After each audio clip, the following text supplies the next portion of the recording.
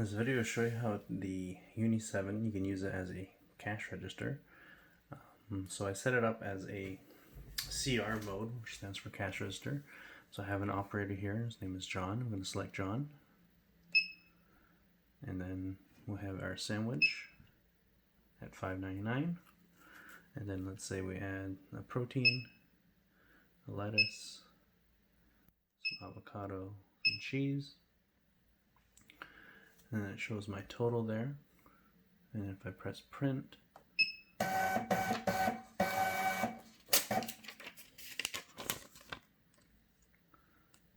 there's my receipt.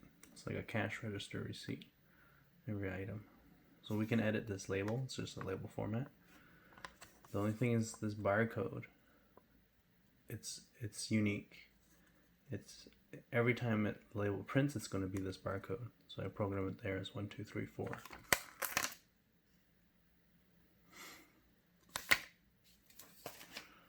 That's pretty much it. And then we can continue on.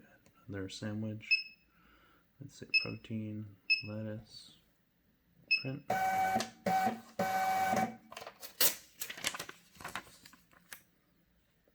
out.